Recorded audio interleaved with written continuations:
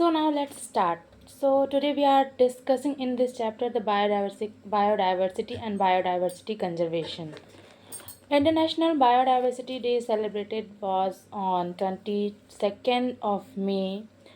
जो बायोडाइवर्सिटी है उसके कुछ टाइप्स होते हैं जैसे जेनेटिक डाइवर्सिटी, स्पीसीज डाइवर्सिटी और इकोलॉजिकल डाइवर्सिटी। थ्री टाइप्स होते हैं। जो जेनेटिक डाइवर्सिटी होती है वो डाइवर्सिटी शोन होता है सिंगल स्पीसीज से at genetic level. India has more the 50,000 genetically different strains of rice, मतलब 50,000 genetically different type of strains of rice हैं। 1,000 वाइराइटीज़ ऑफ मैंगोज़ हैं। राना वॉल्फिया वोमिटेरिया है हिमालय में। Shows genetic variation in the potency and concentration of chemical reserpine. Then आता है आपका species diversity. ये diversity at the species level पे होती है। जो Western Ghats of greater amphibian species diversity than the Eastern Ghats, मतलब वेस्टर्न घाट्स में ग्रेटर एम्फीबियस स्पीसीज पाए जाते हैं, ईस्टर्न घाट्स में भी पाए जाते हैं। इकोलॉजिकल डाइवर्सिटी ये डाइवर्सिटी इकोलॉजिकल लेवल पे होती है जिसमें in India deserts, rain forest, mangroves, coral reefs, wetlands, estuaries and alpine meadows has a greater ecosystem diversity than a Scandinavian country like Norway. Among animals, insects are the most species-rich taxonomic group, making up more than 70% of the total. Out of every 10 animals on this planet, 7 are insect. India has only 2.4% of the world's land area. Its share of the global species diversity is an impressive 8%. तो इसमें graph given है जिसमें represent किया है global biodiversity को, जिसमें proportionate number में species of major taxa of plants, invertebrates और वर्टिब्रेट्स दिए हैं। तो जैसे कि इनवर्टिब्रेट्स में भी दिया है, मैं आपको दिखा देती हूँ, एक मिनट। आई होप आपको क्लियर दिख रहा होगा। अगर नहीं दिख रहा तो आप अपने एनसीईआरटी में खुद देख सकते हैं। ये आपका इनवर्टिब्रेट्स है, ये वर्टिब्रेट्स है और ये है प्लांट्स में। तो इनवर्टिब्रेट्स में अगर देखें तो जो इंसेक्ट हैं उनके पार्ट्स बहुत ज़्यादा है अदर देन मॉलिस्का, क्रेस्टेसी, अदर एनिमल्स के तौर में इंसेक्ट्स बहुत ज़्यादा इनवर्टिब्रेट्स में। और वर्टिब्रेट्स में आपके फिशेस बहुत ज़्यादा है मैमल, बर्ड्स, रेप्टाइल और एम्फीबियन के कंपैरिजन में।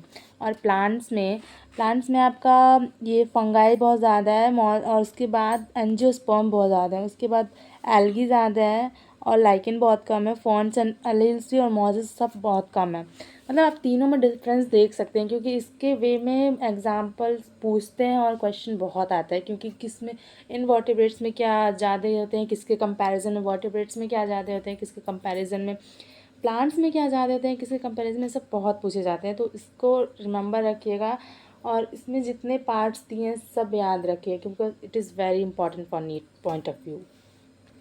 अपना जो कंट्री है वो हमारे देश, मतलब हमारे कंट्री का 12 मेगा डाइवर्सिटी कंट्रीज़ है ऑफ द वर्ल्ड में। नियरली 45,000 स्पीसीज़ हैं प्लांट्स के, कुछ twice as many of animals been recorded from India.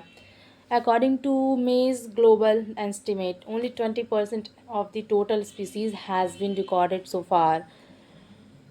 कुछ important note है जैसे कि fungi represents highest number of species among global biodiversity. Patterns of biodiversity then आता है जिसमें लैटिट्यूडनल ग्रेडियंट्स होते हैं और tropic region have greater biological diversity भी होती है। तो जैसे लैटिट्यूडनल ग्रेडियंट्स जो है इसमें the diversity of plants and animals is not uniform throughout the world but shows a rather uneven distribution. जो डाइवर्सिटी है प्लांट्स और एनिमल की वो यूनिफॉर्म वे में नहीं है बट वर्ल्ड में शोज़ है uneven distributions में। Species diversity decreases as we move away from the equator towards the pole.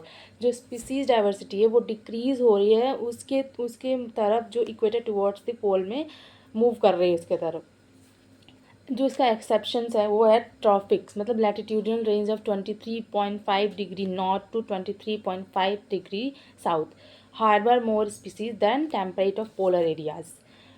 Colombia, located near the equator, has nearly 1,400 species of birds, while New York at 41 degree north has 105 species and Great Greenland at 71 degree north only 56 species. मतलब ये कह रहा है कि इसमें कुछ exception, जैसे Colombia में जो लोकेटेड है, वहाँ की जो इक्वेटर है वहाँ पे 1400 स्पीसीज़ हैं वो बर्ड्स हैं, और न्यूयॉर्क में 41 डिग्री नॉर्थ है जिसमें 105 स्पीसीज़ हैं, और ग्रीनलैंड में 71 डिग्री नॉर्थ में 56 स्पीसीज़ हैं। Then scientists estimate that in tropical Amazonian rainforest there might be at least 2 million insect species waiting to be discovered and named.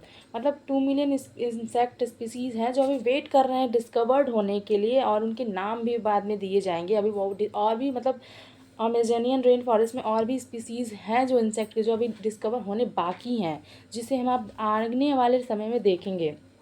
ये भी एक्सेप्शंस में है। Tropic regions have greater biological diversity. Tropical latitudes have remained relatively undistributed for millions of years. जो tropical latitudes है वो remain relative है, undisturbed है millions of years में. Tropical environment, unlike temperate ones, are less seasonal, relatively more constant and predictable. There is more solar energy available in the tropics, which contributes to higher productivity. Then है आपका species area relationship. इसमें एक graph भी होता है जो NCERT में given होता है, अभी मैं आपको दिखाऊंगी भी। इसको जो था जो स्पीसीज़ एरिया रिलेशनशिप इसको given by Alexander von Humboldt. Alexander von Humboldt एक जर्मन नेचुरलिस्ट थे और एक जियोग्राफर भी थे। इन्होंने स्टडीड किया था कि within a region species richness increase with increasing explored area but only up to a limit. The relation between species richness and area for a wide variety of taxa turns out to be rectangular hyperbola. मतलब ये जो Alexander von हम्बलबोल्ट है वो German naturalist थे और geographer भी थे। उन्होंने स्टडीड किया था कि एक रीजन स्पीसीज रिचनेस इंक्रीज होती है और इंक्रीज एक्सप्लोर्ड एरिया में। और तब जब ये जंगल में गए थे तो जंगल में जाके उन्होंने बहुत कुछ देखा था। मतलब वहाँ पे गए तो वहाँ पे उन्होंने अलग अलग तरह की स्पीसीज़ देखी। वहाँ की स्पीसीज़ देख के वो बहुत ज़्यादा वाइल्ड हो गए थे, मतलब वाइल्ड हो रहे थे। तो जैसे कि मतलब इन्होंने एक रेक्टेंगुलर हाइपरबोला में इसको ग्राफ के वे में रिप्रेजेंट कर दिया। इसमें कुछ मैथ्स का भी लॉजिक है। जैसे on a logarithmic scale the relationship is a straight line describe by the equation. एक मिनट में आपको दिखा भी देती हूँ। Look at this graph. इसमें देखिए ये लॉग स्केल्स है, और ये है आपका S equal to C A का Z power Z log S equal to log C plus Z log A. ये आपका एरिया, ये आपका स्पीसीज रिचनेस है। इसमें जो लॉग एस इसका फॉर्मूला जो है वो log S equal to log C plus Z log A है। जिसमें जो एस है वो स्पीसीज रिचनेस है, ए एरिया है, और जेड जो है वो स्लोप ऑफ द लाइन है, मतलब रिग्रेशन कोफिशिएंट है, और जो सी है वो वाई इंटरसेप्ट है। जो value of Z lies in the range of 0.1 to 0.2 regardless of the taxonomic group of the region. The species area of relationship among very large area like the entire continents, the slope of the line is much steeper. Z values in the range of 0.6 to 1.2. For example, for frugivorous fruiting eating birds and mammals in the tropical forest of different continents, the slope is found to be 1.15. एक और scientist थे Paul enrich. इन्होंने propose किया था rivet popper hypothesis, मतलब related to, ये भी related है बायोडाइवर्सिटी और इकोसिस्टम के। और देन आता है अपना next topic loss of biodiversity. The IUCN red list 2004 documents the extinction of 784 species including 338 vertebrates, 350 invertebrates and 87 plants in the last 5 years. IUCN red list में डॉक्यूमेंट्स में expanse किया गया है कि 784 स्पीसीज थे, जिसमें से 3 इंक्लूडिंग थे 338 वर्टिब्रेट्स, 359 इनवर्टिब्रेट्स और 87 प्लांट्स इन द मतलब जो लास्ट 5 ईयर्स में। दैट इज़ 3 स्पीसीज़ हो गए, जैसे बाली जवान कैस्पियन ऑफ टाइगर, मतलब ये टाइगर के स्पीसीज़ हैं बाली जवान कैस्पियन। इम्पैक्ट्स ऑफ लॉस, जो कुछ इम्पैक्ट्स भी हैं लॉस ऑफ बायोडाइवर्सिटी, जैसे कि declining plant production, environmental perturbations such as drought, increased variability in ecosystem processes such as plant productivity, water use, and pest and disease cycles.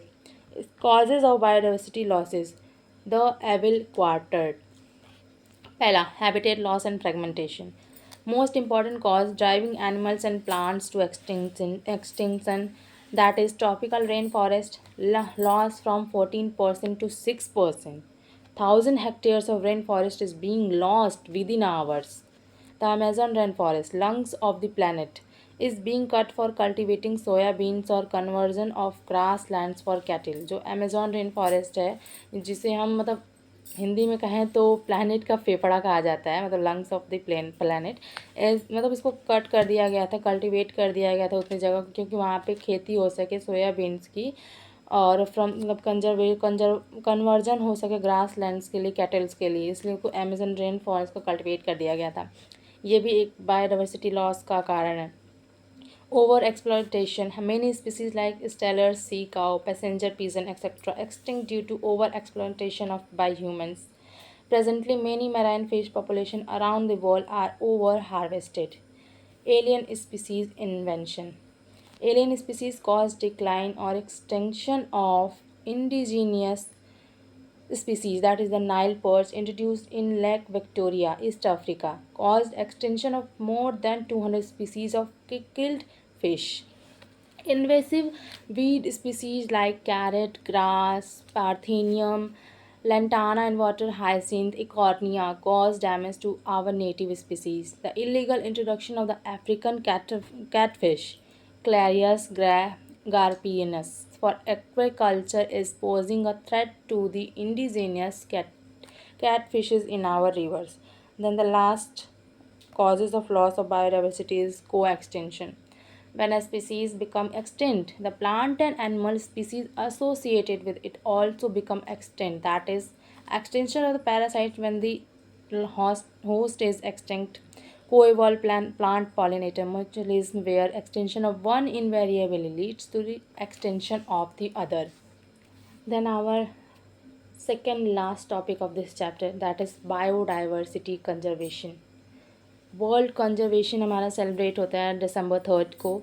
इसमें 3 categories होते हैं जिसकी वजह से कंजर्वेशन हुआ।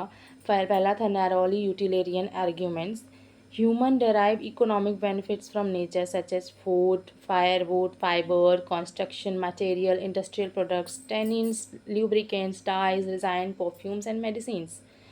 More than 25% of drugs are derived from plants. 25,000 species of plants have medicinal value. That is, quinine is obtained from the bark of Canicona ladergriana to cure malaria, and Taxol from the bark of Taxus brevifolia for treating cancer. Second जो था वो broadly यूटिलेरियन arguments था, just says that biodiversity have many ecosystem services. Amazon forest, lung of the planet, जो भी पहले मैंने पढ़ा था, जिसको कल्टीवेट कर दिया गया था सोयाबीन उगाने के लिए और मतलब कैटल्स को बनाने के लिए, produce 20% of total oxygen in earth atmosphere. जो अमेजॉन रेन फॉरेस्ट है, जिसे हम लंग ऑफ प्लैनेट भी कहते हैं, वो प्रोड्यूस करता है 20% ऑक्सीजन पूरे अर्थ के एटमॉस्फेयर को। Pollination through bees, bumble birds and bats, aesthetic pleasure. Then third, ethical arguments. Every species has an intrinsic value. We have moral duty to care for their well-being. Then types of conservation. Biodiversity conservation, in situ conservation, ex situ conservation. In situ conservation वो होते हैं जो inside किया जाता है, जैसे कि protected areas, hot spots जैसे वेस्टर्न घाट्स हो गया, श्रीलंका हो गया, इंडो वर्मा हो गया, हिमालयाज हो गए, sacred groves, Khasi and Jaintia hills, Meghalaya, Aravalli hills, Rajasthan, western Ghat region, Karnataka and Maharashtra, Sarguja Chanda and Bastar areas, Madhya Pradesh. और जो एक्स सिटी कंजर्वेशन था वो cryopreservation in liquid nitrogen at -190 degree Celsius. ये जो क्रायो प्रिजर्वेशन है ये आपके एक चैप्टर में भी है, क्लास 12 के। गैस करके मुझे ज़रूर बताइएगा कि किस चैप्टर में ये क्वेश्चन आया है और किस पार्ट में ये गिवन है और किस क्लास के किस चैप्टर में गिवन है। मैं आपको बस इतना दे सकती हूँ कि ये 11th और 12th के किसी एक क्लास के बुक में गिवन है, फर्स्ट चैप्टर में, लेकिन किस चैप्टर में ये आपको मुझे सजेस्ट कमेंट सेक्शन में बताना है। इसमें 2 ऑफ सीटू कंजर्वेशन होता है, जैसे बोटानिकल गार्डन्स हो गया, जू हो गया, सफारी पार्क्स हो गए, एक्वेरियम्स हो गया, जीन बैंक्स हैं, सीड बैंक्स हैं, टिश्यू कल्चर, इन सब में होते हैं। India has 14 biosphere reserve, 90 national parks, 48 wild sanctuaries. India है, उसके पास 14 बायोस्फीयर रिजर्व्स हैं, 90 नेशनल पार्क्स हैं, 448 वाइल्ड लाइफ सेंचुरीज हैं। Hotspot, these are the richest and the most threatened reservoirs of plant and animals life on earth. There are 34 hotspots in the world. Endemic species confined to a particular region and not found anywhere else. Like scared groups, these are tracts of forest set aside and all the trees and wildlife within it are venerated and given total protection. So that's all for today. मैंने आपको पूरे 16 minute में आपको सारे topics biodiversity, conservation, biodiversity सब कुछ 16 minute में सब कुछ कवर करवा दिए हैं। अगर आपको अच्छा लगे तो मुझे कमेंट सेक्शन में ज़रूर बताइएगा और फॉलो करना मत भूलिएगा। Thank you.